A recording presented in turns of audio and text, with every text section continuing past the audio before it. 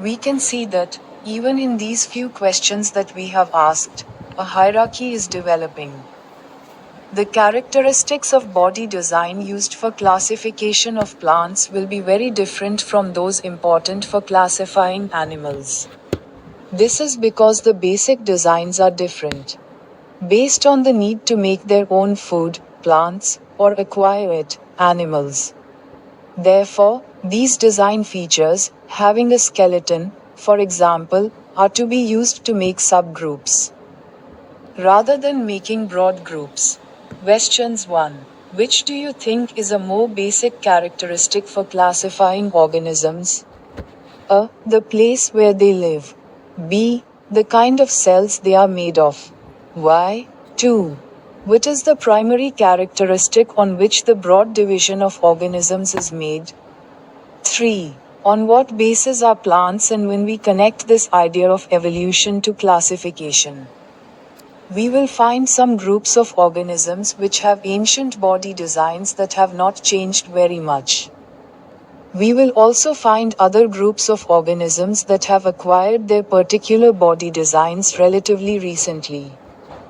Those in the first group are frequently referred to as primitive or lower organisms, while those in the second group are called advanced or higher organisms.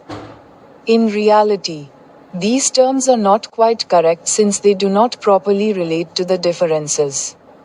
हम देख सकते हैं कि हमने जो कुछ प्रश्न पूछे हैं उनमें भी एक पदानुक्रम विकसित हो रहा है। पौधों के वर्गीकरण के लिए उपयोग की जाने वाली शारीरिक संरचना की विशेषताएं जानवरों के वर्गीकरण के लिए महत्वपूर्ण विशेषताओं से बहुत अलग होंगी।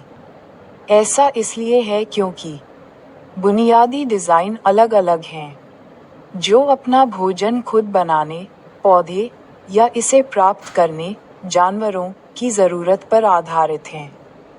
इसलिए इन डिज़ाइन विशेषताओं, उदाहरण के लिए, एक कंकाल होना। आपको क्या लगता है कि जीवों को वर्गीकृत करने के लिए कौन सी विशेषता ज़्यादा बुनियादी है? क. वह स्थान जहाँ वे रहते हैं। ख. वे किस तरह की कोशिकाओं से बने होते हैं। क्यों? 2.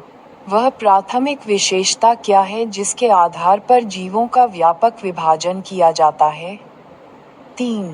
पौधे और जब हम विकास के इस विचार को वर्गीकरण से जोड़ते हैं, तो हमें जीवों के कुछ ऐसे समूह मिलेंगे जिनके शरीर की बनावट बहुत पुरानी है और उनमें बहुत ज़्यादा बदलाव। ऐसे जीव जिन्होंने अपने विशेष शारीरिक डिज़ाइन को अपेक्षाकृत हाल ही में हासिल किया है। पहले समूह के जीवों को अक्सर आदिम या निम्न जीव कहा जाता है, जबकि दूसरे समूह के जीवों को उन्नत या उच्च जीव कहा जाता है। वास्तव में ये शब्द बिल्कुल सही नहीं हैं क्योंकि वे अंतरों से ठीक से संबंधित नहीं हैं। हम बस इतना ही कह सकते हैं कि कुछ पुराने जीव हैं, जबकि कुछ युवा जीव हैं।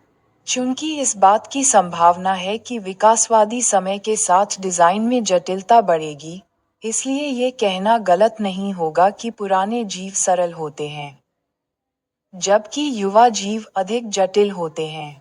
जैव विविधता का अर्थ है जीवन रूपों की विविधता। यह एक ऐसा शब्द है जिसका इस्तेमाल आमतौर पर पाए जाने वाले जीवन रूपों की विविधता को संदर्भित करने के लिए किया जाता है। Animals put into different categories.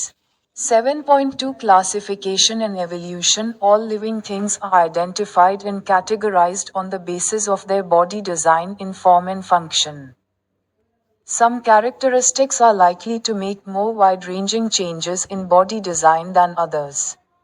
There is a role of time in this as well.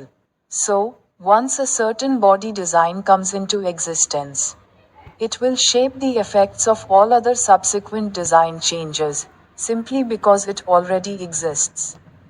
In other words, characteristics that came into existence earlier are likely to be more basic than characteristics that have come into existence later. This means that the classification of life forms will be closely related to their evolution. What is evolution? Most life forms that we see today have arisen by an accumulation of changes in body design that allow the organism possessing them to survive better.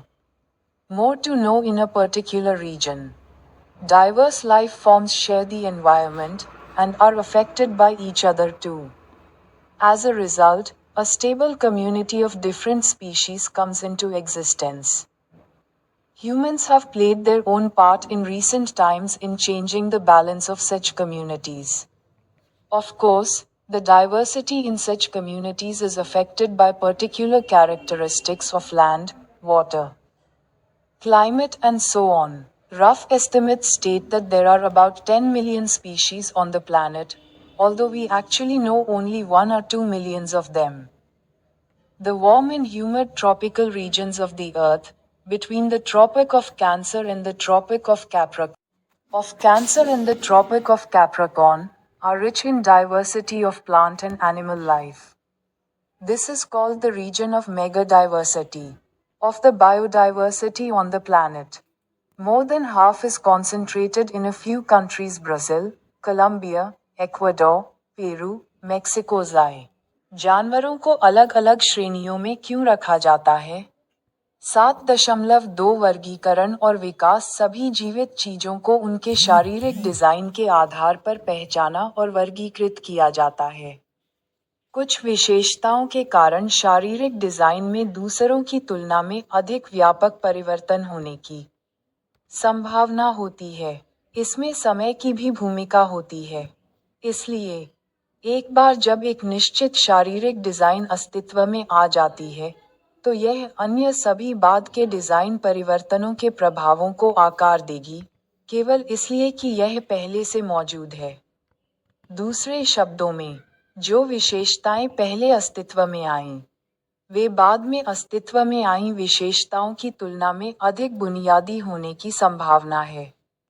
इसका मतलब है कि जीवन रूपों का वर्गीकरण उनके विकास से निकटता से संबंधित होगा। विकास क्या है?